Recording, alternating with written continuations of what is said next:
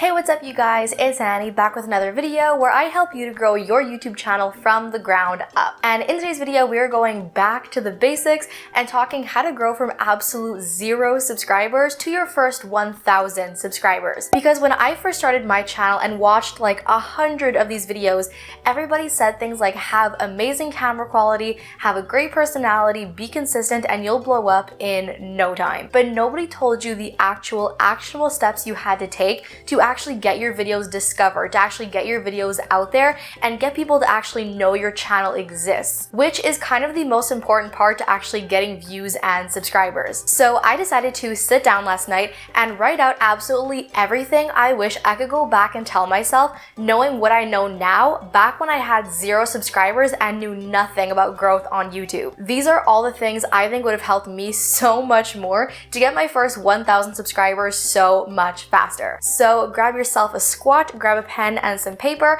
and let's jump right into this. So first thing I would absolutely tell myself to do is to create a plan and figure out the 3 W's, which are why, what, and who. Because you want to make sure that when somebody actually lands on your channel, they say to themselves, oh yeah, this is definitely a channel I want to subscribe to. So first thing you want to figure out is your why. Why are you starting a channel? Do you want to vlog and keep your memories? Is this just a hobby you have on the weekends? Are you trying to extend and grow your business, or are you trying to make your YouTube channel into a full-time job someday? Once you know exactly why you're starting a channel and what your end goal is, it's then much easier to figure out the steps in between you have to take to reach your end goal. Secondly is your what. What is your channel going to be about? What is your content going to look like? Janelle Eliana documents what it's like living full-time in an RV. Ashlyn Eaton creates minimalism and intentional living content to help beginner minimalists get onto their own journey. And I help new YouTubers grow from 0. So what are you hoping to accomplish with your channel? What is your channel going to be about and what is it going to give people? And then finally, you want to figure out your who.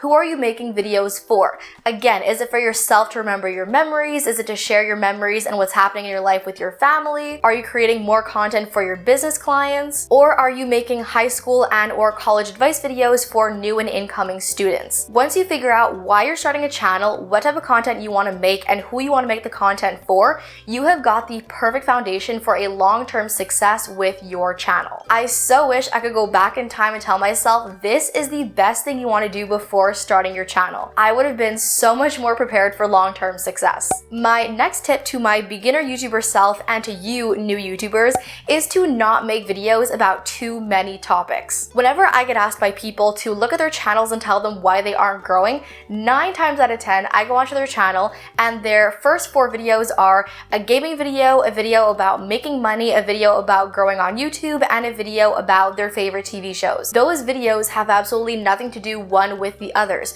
So if somebody comes across your channel and sees these videos, they have absolutely no idea what your channel is about, what type of content to expect from you, and what they're subscribing to. Which means chances are they're not going to subscribe to you and you've lost out on yet another subscriber. So though it is very hard to pick only one thing to talk about on your channel, it is vital for long-term success, because when somebody lands on your channel looking for something, if your channel and the entire content of your channel delivers them what they're looking for, the chances of them subscribing to you is much, much higher, rather than if they see 7 different topics on your channel and have no clue what videos you're making on your channel. So that is one more thing to consider. Another very, very useful thing I think I could have done way back when is to analyze other channels. So one of my brilliant friends here on YouTube, Catherine Perry, has this awesome series on her channel where she analyzes YouTube channels that have blown up and gone viral on YouTube and tries to figure out and share with other small YouTubers why she thinks they blew up and what about those channels stands out to people and reasons why they may have had all the success that is coming to them. This is a super intelligent thing to do, because once you understand why other channels have blown up and why they stood out to certain audiences, those are things you can make mental notes on and have sort of like a to-do and not to-do list at the back of your head, and those are all things you can apply to your own channel to get your own channel growth. So I definitely 10 on 10 suggest looking at other channels you love that are super successful on YouTube and trying to take apart and analyze why they have their success and what you can learn and take away from those channels. That is something I actually still do to this day and wish I had done way back when. Now, one that is a much harder pill to swallow, which sounds super rude but is super true: no one cares about you. So when you first start your channel at zero, nobody knows you exist, nobody knows who you are, what your channel is. If you are creating content about yourself, that has no appeal to a random stranger who doesn't know you. So trying to grow with vlogs or a day in my life or 50 facts about me or videos about you have little to no interest to other people because they get nothing out of it. All these get to know me videos are really great videos to do once you have your audience, to show your audience a more personal side of you. But when you're first growing from zero, you want to be creating content with your audience in mind. What videos do they want to see? What videos are they going to gain from and get a value from that is going to make them want to see more of your content and subscribe to you? So that is another thing I definitely wish I had learned much earlier, because for an entire year and a half, all of my content was surrounding my life, what I was doing, what I like to do, and gave pretty much no value to anybody else that was watching me. So that is a tough pill to swallow, but a very important one. Create videos for views, not subscribers. Now, this can sound very counterintuitive when you're chasing a subscriber goal, but what I learned when my channel first took off and began to blow up, or whatever people are calling it nowadays, is that the very best way to grow quickly is to turn your viewers into subscribers. Getting people to watch your video, convincing them to stick around and subscribe to you, and getting subscribers that way. So when you're coming up with video ideas or you're filming videos, don't think in terms of what videos are going to get me subscribers.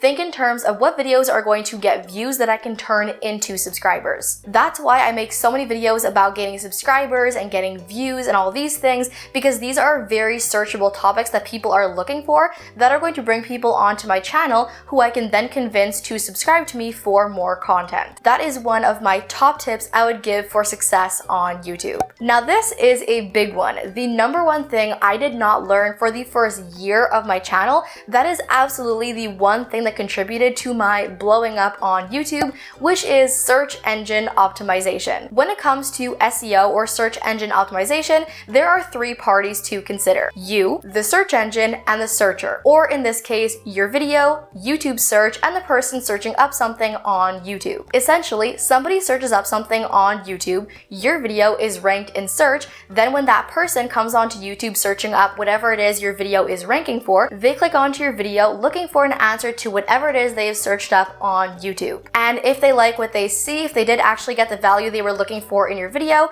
you have a very, very good chance of turning that viewer into a subscriber. And if you follow me on my Instagram and see all of my Instagram stories, I am constantly resharing all the stories my subscribers tag me in of their success and how much growth they are getting from SEO and search rankings. Now, SEO is a very, very complicated process. I could spend hours sitting here talking about it, so I've got a full playlist on my channel all about SEO, ranking and search, and how that all happens that I definitely urge you to check out and learn absolutely everything you can about how to rank on YouTube and get views from SEO. It is the number one successful way all these big YouTubers have grown on YouTube that nobody really shares with you, but that is crucial to growth on YouTube, especially as a newer, smaller YouTuber. My next big tip for you is to value watch time over views. If you've ever asked yourself, why is it that YouTube actually picks up some videos but ignores others? That is because YouTube favors videos that keep people watching. That recommended page you see on YouTube when you first go onto YouTube's website, all those videos being suggested to you,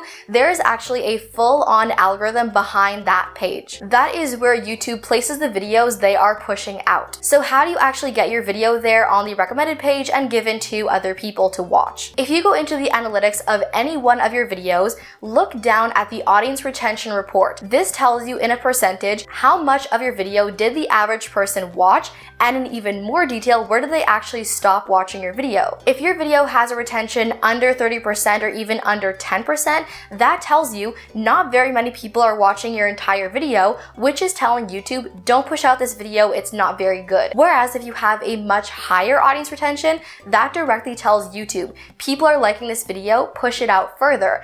And that is when your video can begin to be put on the recommended page and given to other people. If you think that all these big YouTubers are getting millions of views because of their subscribers, they're not. They're getting all these millions and hundreds of thousands of views because YouTube is giving people their videos on the recommended page. And this works whether you are a big YouTuber with 1 million subscribers or a small YouTuber with 34 subscribers. This is one of the key factors to growth on YouTube that very little people will actually tell you about. And if you want the perfect way to get as much audience retention as possible, my secret I always give my subscribers is before exporting and uploading your video, watch your entire video one way through. If at any point you get bored or nod off or you're not able to watch your own video, that tells you nobody else is going to be able to, and you have to change or improve something about your video to make it so that you can watch your entire video and so can your viewers. This is the best way to get a better audience retention and get YouTube to actually push out your video further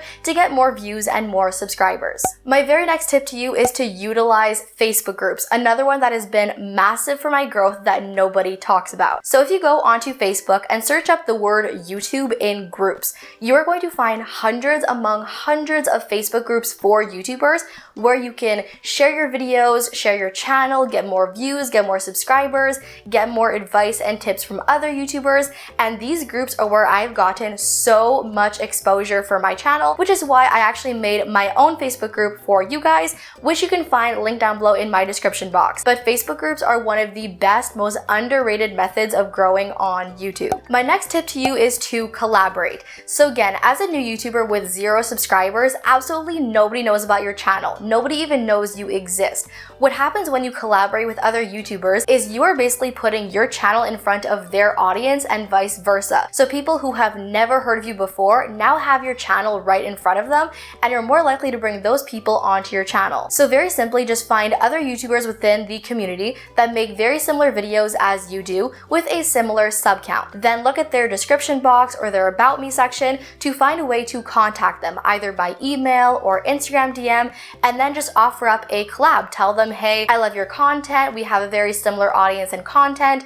I think it'd be very mutually beneficial for us to do a collab. Would you be interested? And then as you do more and more collabs, you get your channel in front of their audience and vice versa, and get a lot more exposure to your channel and much more chance for views and subscribers. So collaborations are a very, very powerful, very overlooked tool for growing on YouTube. So that, you guys, is it for this video. I really hope this helped you guys. These are all the secrets that nobody shared with me when I first started my channel that have been absolutely monumental for my own channel and my own growth. So hopefully at least one of these things helped you. Definitely let me know down below which one was the most helpful to you, because I would love to know. Thank you guys so much for watching. Love you all to the moon and back, and I'll see you in my next video. Bye!